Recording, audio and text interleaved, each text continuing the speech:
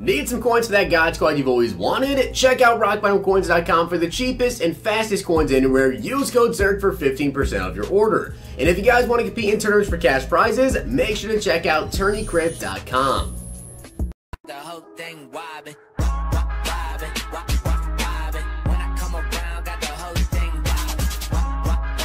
What's going on, guys? It's Zirksee coming at you today with another YouTube video, and today I'm going to be telling you guys, in my opinion, which MUT 10 player I think you guys should pick and give you guys my personal rankings on a couple of these players. I played with the majority of them. I've either gotten gameplays, I played against them. I've used some of these guys on my team, so I know how good they are. And there's a lot of different factors that goes into exactly which player you should pick. Now, I know not all players are out, but I'll tell you guys right now, we already know it's a defensive player. And in my personal opinion, there's only one guy that I would actually take over who I think I want to go with already. And I'll tell you guys that once we get to the end of the video. But with that being said, if you guys enjoyed the video, make sure you guys drop a like on the video. I've been getting a lot of people ask me to make this video early for them. That way they have some info going into it. And in case you want to go with the final player, you can just go with him. But in my opinion, there's only one single guy I would actually switch to if he was to come out. And I'll tell you guys that. But with that being said, let's go ahead and get into which ones I think you should pick. And I kind of have an explanation as to which ones and more in-depth info. So let's start off with Patrick Willis. Immediately, it's a great card, right? He's got 86 speed, 86 excel, 90 hit power. I used this card. He was great. I have his power up in my team still.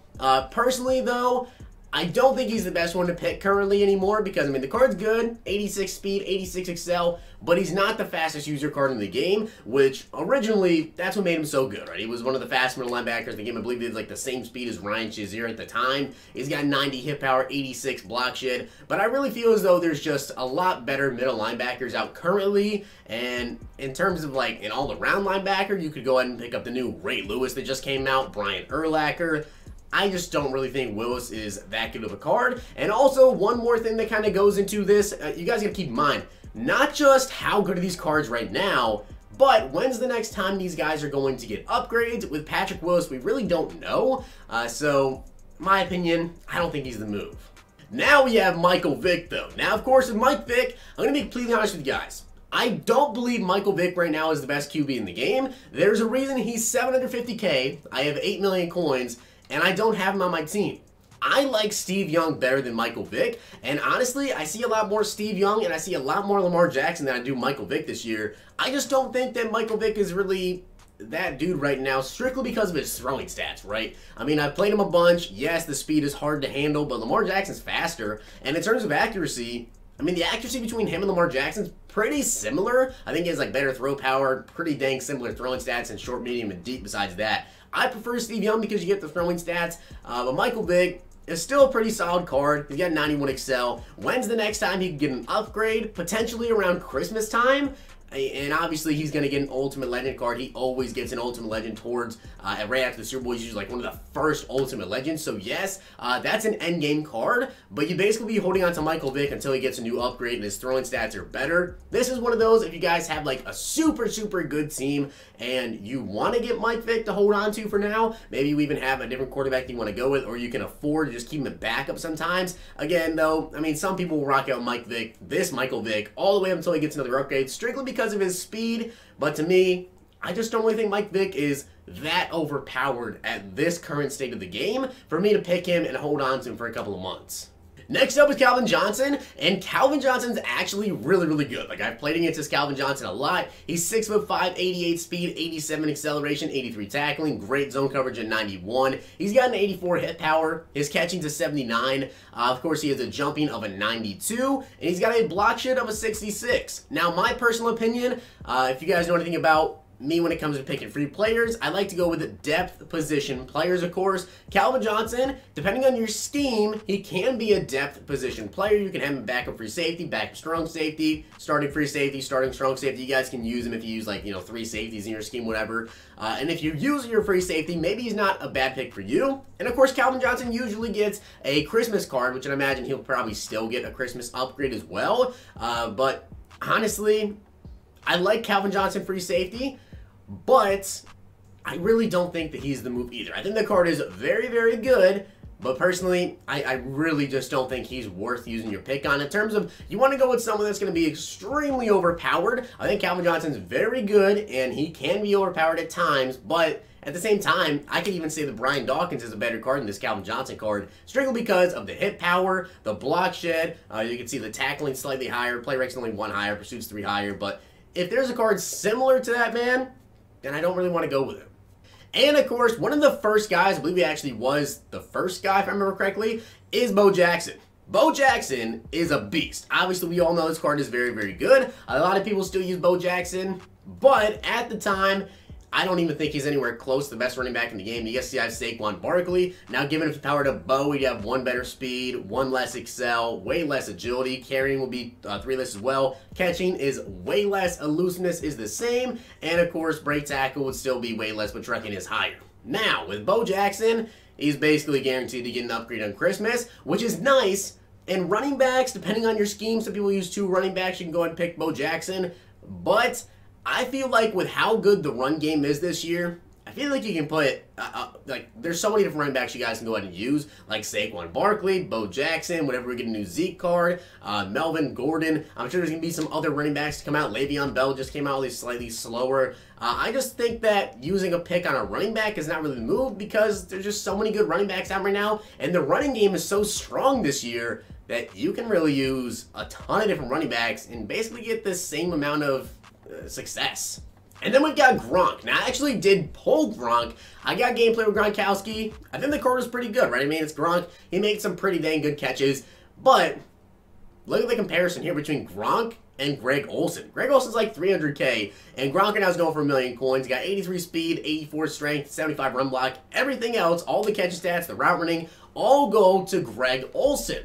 And I've used Greg. Obviously, I'm on my team. I use Gronkowski. For the price, I think it's much better to go with Greg Olsen. Although I will say it does also come down to what type of scheme you guys run. Now, given that Gronk literally just got this card recently, he's probably not going to get an upgrade for a couple of months as well. So you have to hold on to him. And I just straight up don't think tight end is a position that you want to waste this on. And then we've got Joe Thomas. And I'm going to be straight after this.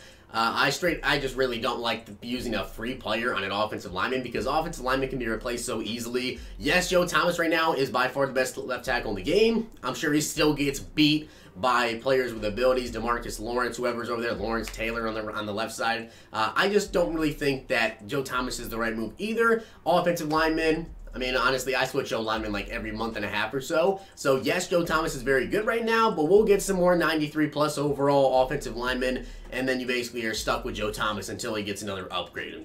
Left tackle, yeah, not a good pick.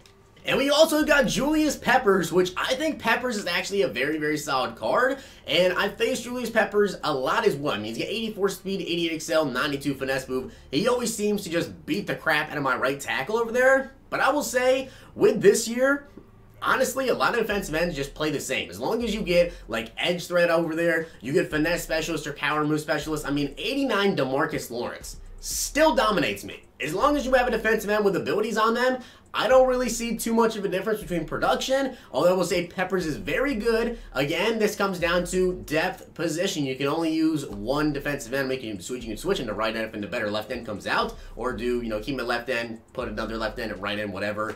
But personally, I don't really think Peppers is the move. He's a great card right now, but the block shed's already low, and there's going to be some better left ends coming out very, very soon. Not a good pick. And then we come down to the final 2 players that we have out right now, including Randy Moss.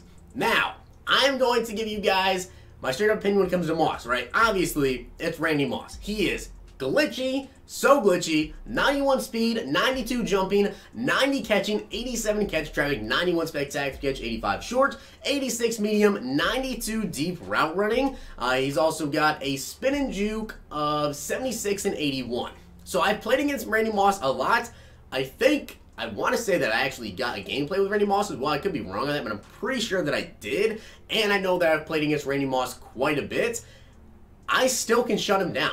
Like, Randy Moss this year specifically just doesn't really seem as glitchy as years past. Now, of course, with Randy Moss, he is insane, right? The card is very, very good still, but I just don't think he's, like, for some reason, he's not as dominant as he has been in years past. But you guys already know I love using a free player on a depth position. Randy Moss is a very, very good depth position player, and he'll probably get some more upgrades as the year goes on. Obviously, he'll get an Ultimate Legend way later down the road. Last year, he got a Christmas card as well, I believe. So Moss definitely could be the pick here if you guys want to go with a wide receiver. If you need wide receiver help, he's probably the best wide receiver in the game right now. I just wouldn't expect him to be like, just chuck it up and go get it. That's just not really who he is this year.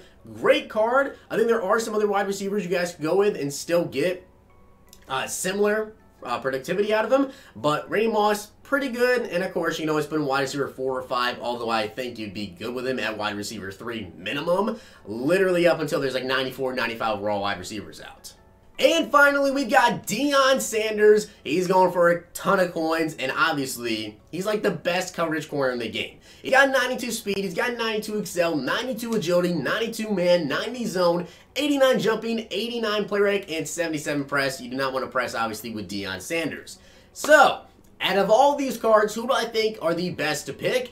I don't even think it's close. I think it's honestly down to 3 players, and those 3 players include, personally speaking here, number 1 for me, and I will tell you guys right now, depending on who the wild card is, there's only one single person I think I would actually change my pick here and change everything that I've been saying to you guys, and they would have to be Charles Woodson. And if it's Charles Woodson, he'd have to be at cornerback position, because I think Charles Woodson, compared to Deion Sanders, will be very similar, but I think Charles honestly might just be the better card if he comes in. So I have to see, if it's Charles Woodson, that's like the one person I think I would legitimately think about picking over anyone else. If it's not Charles, I don't care who the wild card player is. But Deion Sanders, to me, is number 1 right now.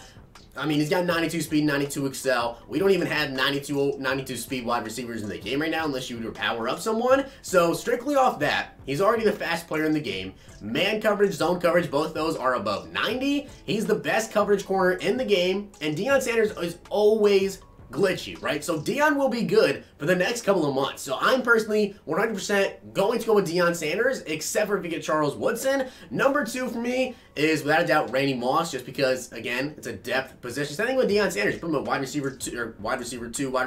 Deion, you put cornerback 2, cornerback 3, cornerback 4. Kick returner, punt returner as well. That's another added aspect to Deion Sanders. That's a very good weapon for you guys. And my number 3, and it's just strictly if you guys want to hold on to him, really, is actually going to be Michael Vick, because obviously Mike Vick does get the Ultimate Legends at the end of the year, and he'll probably get a Christmas card, which will be a very, very good card. So my number 1 pick here is definitely be Deion, number 2 be Moss, and number 3 would be Mike Vick. The only way I'm not going with Deion Sanders is if we get Charles Woodson, cornerback edition, maybe Night Train Lane, but I don't even think I'd switch from Night Train Lane to Deion. His speed would have to be very, very similar, and I just love Deion Sanders' card. So that being said, I hope this video did help you guys out, and of course, if it did, make sure you guys drop a like in the video, and of course, hit that sub button down below. Let me know down below, who do you guys think you are going to go with, and who would the MUT 10 player have to be for you to switch? So I hope you guys enjoyed the video. I'll see you guys next time.